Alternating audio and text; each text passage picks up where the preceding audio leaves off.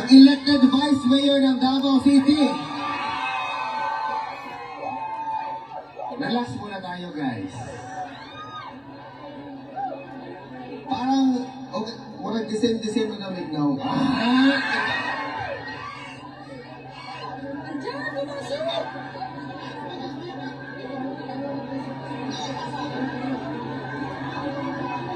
It is my honor and help me welcome Vice Mayor Sebastian Duterte!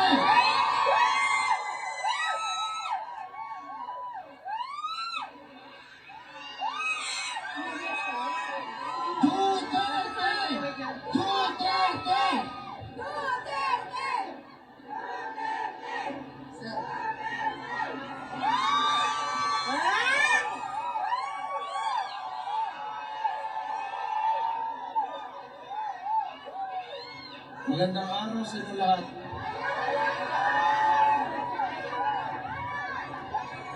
Kumusta naman kayo? Okay lang! At yung suporta. Alam niyo naman na sa Pilipinas kami, yung tatay ko nandito ngayon, hindi ko pa nakikita. Kakarating ko lang kaninang umaga. Masaya naman ako na makita kayong lahat dito ngayon. Wala lang talaga kaming magawa sa sitwasyon ngayon kasi kung makita nyo yung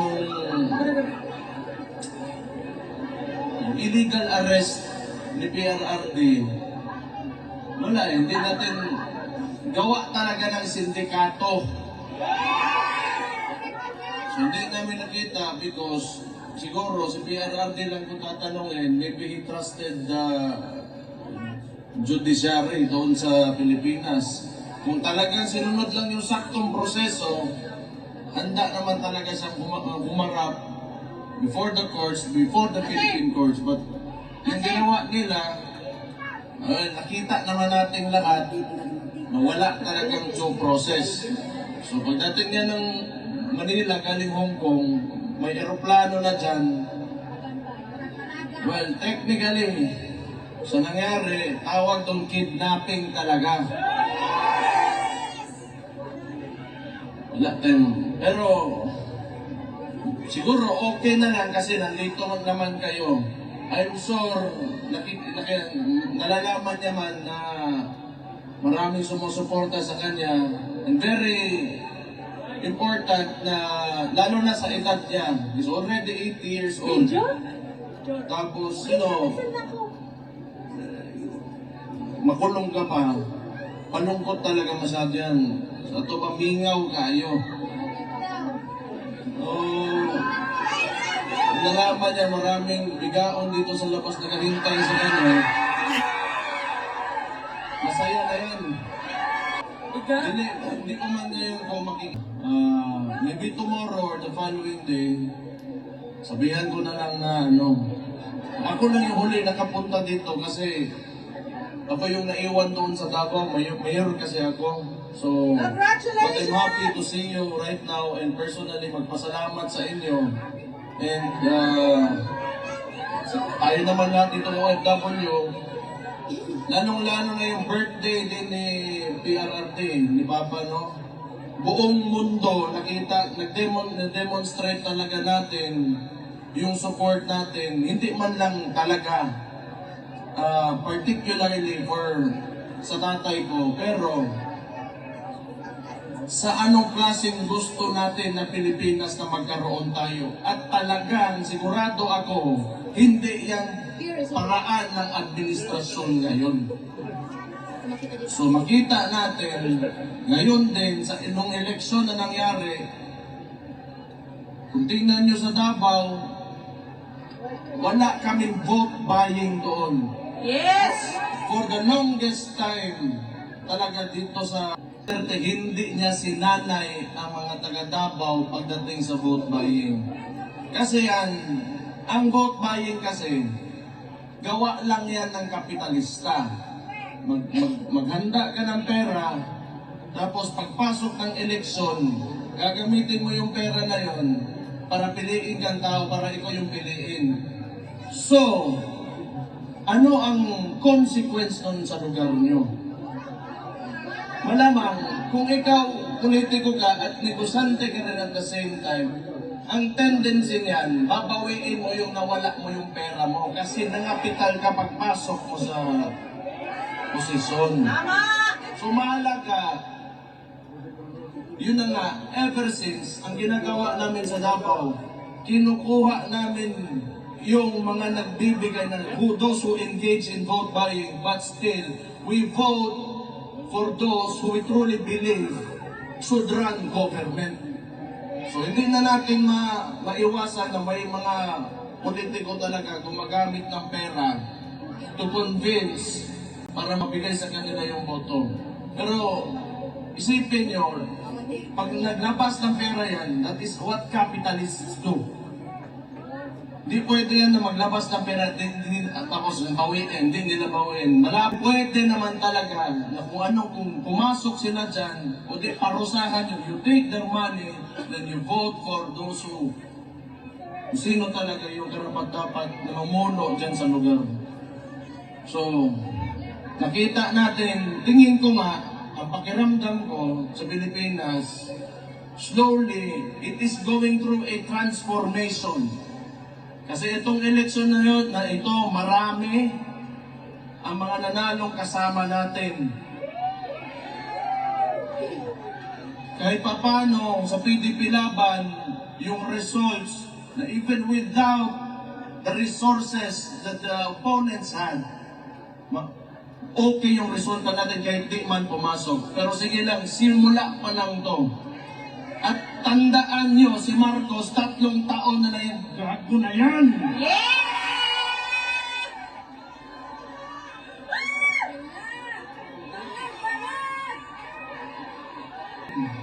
Kung kinaya natin 3 taon, ako sa Davao na bilang alkalde doon, pinahirapan nila ako, wala. Bakit ako malakas? Bakit ang Davao City andyan pa rin ngayon? Bakit si VP, yung kapatid ko, hindi tumitigil? Kasi alam namin na kayong mga Pilipino, kayong mga OFW dito, nasa likod namin lagi. Duterte! Duterte! Duterte! Duterte! Duterte! Duterte! Kasi, lalo na kayong mga OFW. That is why, yung suporta talaga kang PRRD, at maraming salamat din sa kapatid ko, nasa kanila talaga. Na dito sa Netherlands, dito sa mga Scandinavian welfare states, pati yan, Germany, alam nyo, yung pera ng tao na uuwi sa mga tao. Pag yung pera natin, yung buwis natin binabayad dyan sa Pilipinas, ewan ko ng potang ina ko nakabalik pa ba yan dyan sa potang ina.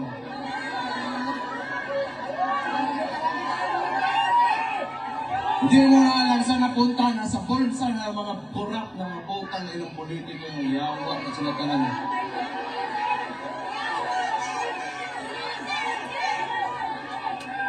But, you know,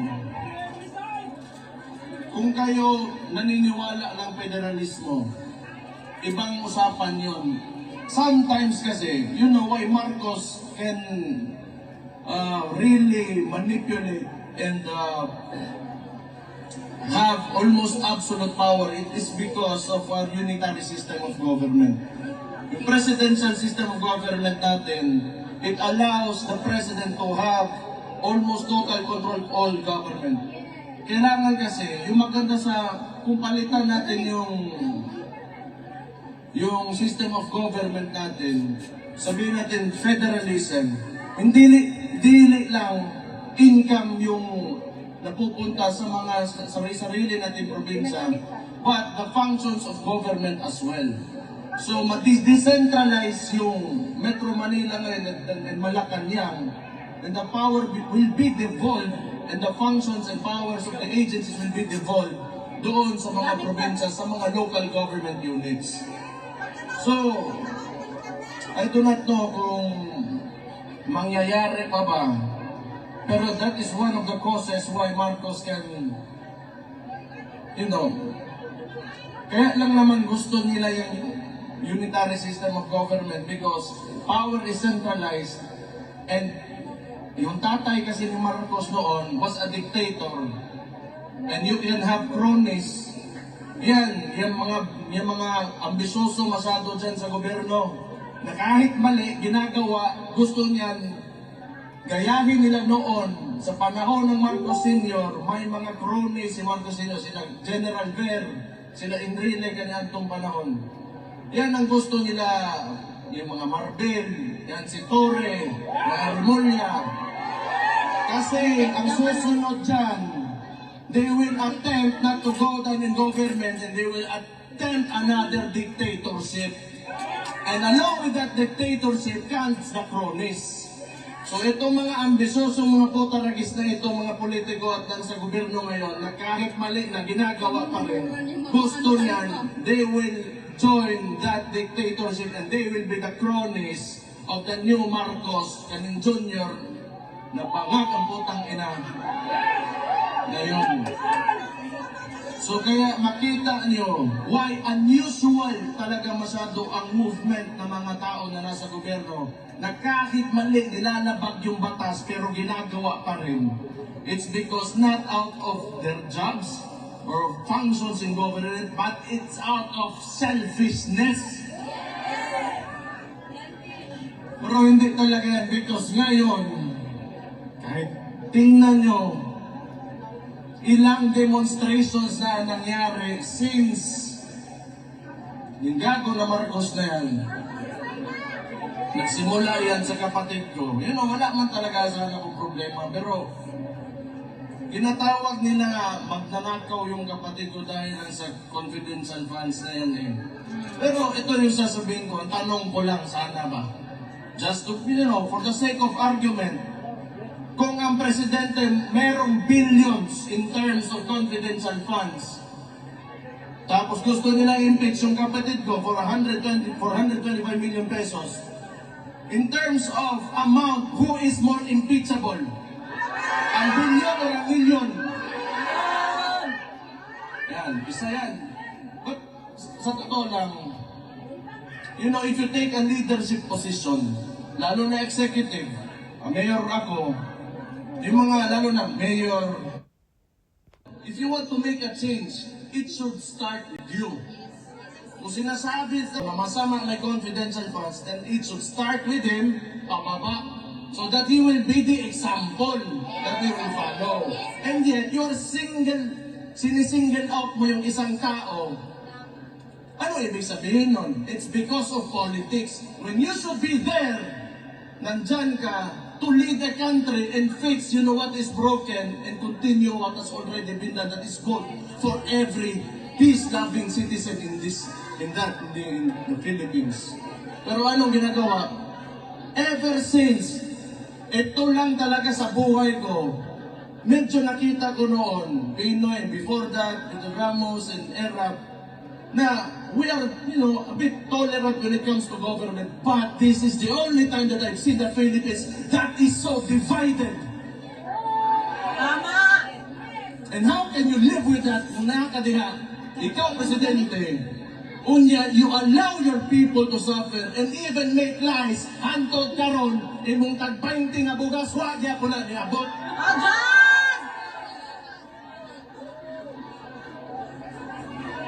Batay may mo, basta buang kalingkod, ginahanak yun na. Ajan! Pero,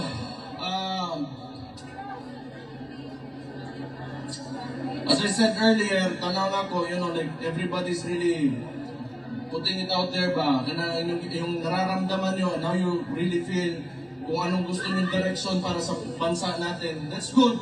I think you should continue doing this kasi we will do the same thing. I will do the same thing. It will be not for ourselves, but it will be for the future of our children, our grandchildren, and our country. So yun na mahalaga. Maybe someday, hindi na lalaki yung mga anak natin o yung mga apo natin, iba. Maybe they will be facing not the same problems na ito, lalo na itong malala talaga itong administrasyon na ito. Tingnan nyo, kahit kasama nila sa alyansa, nung pagpanalo ni Ping Lacson, what did he say? That 2025 budget is the most corrupt budget in Philippine history. Kahit kasama nila mismo, natapos na sandali, sinabi na nila. Wala talagang... So totoo lang, hindi ko maintindihan why they can afford to do all of this. And at 2028, matatapos din ang termino ni Marcos eh.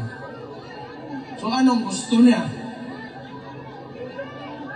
Hindi ko talaga alam.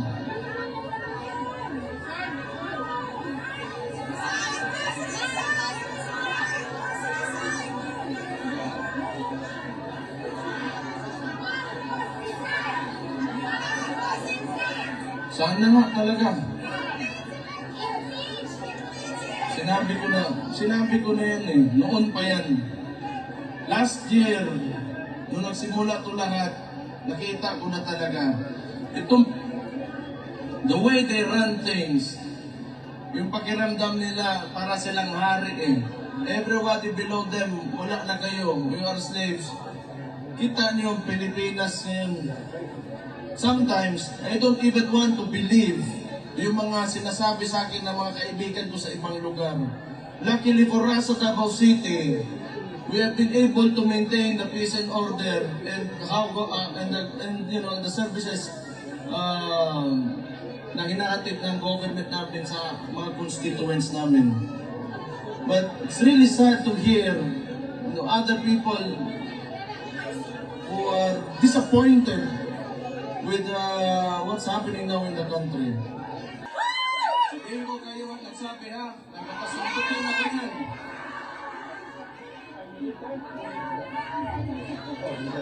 Pero ito yung gamitin talaga natin na experience natin when the government fails its people. Ito yung best example talaga, itong gobyerno talaga na ito. Kahit man lang sa be here to see all of you and sa mga lahat ng nakikinig na mga OFW na sa ibang bansa ngayon, alam ko malakas talaga ang suporta ni Papa sa galing sa mga OFW natin. Salamat, kaayos niyong tanan.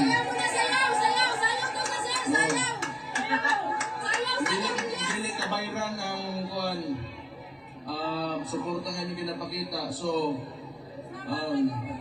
and on my part, bilang anak ni Rodi Duterte, I will look for a way and I will fight for you back in the Philippines when I go back there. May 3 taon pa, hindi nila ako natakot for the believe in the aspiration, you know, have aspirations for our country. Andun naman kami lahat, yung mga kababayan nyo nandun, lumalaban talaga kami. Lahat naman tayo, ang problema lang talaga sa Pilipinas because of very centralized government, yung mga nasa taas, may mga posisyon, yung mga matagal na political dynasties, gusto ng ganun eh, because they can maintain their power. Because it's a conservative form of government. Kasi pag naging progresibo tayo, threatened yung mga positions nila, gusto kasi nila ituturo lang sa presidente sino malalagay ganon PNP. It's because this is not merit-based promotion. Pabor-based promotion eh. Diba? So, balik na ako dito, I have to face that. Kasi kung saan na po yung buhato na ng diwata, pusit na yung marami. Oo na, pero nobody in the right man would do that. That's totally illegal and you know, the consequences of these actions are heavy, sa totoo lang. But we have a government who doesn't seem to know what the Constitution is. Anyway, human naman ang storya. Gusto ko man, ipaniod to na garon. Sa inyong tanan, mga gwapa o gwapo diha. Maniwala naman kayo. Mabuhay kayong lahat. Buhay! Mabuhay ang OFWs. Buhay! Mabuhay ang Pilipinas. Mabuhay! Hey, yeah, yeah, yeah, yeah, yeah, yeah. Buang moy. Pero salamat kayo ha. It really means a lot sa family. And I'm sure, lalo-lalo na kay PRRD to know na you are always supporting him. So thank you. Mabuhay kayong lahat and God bless you all.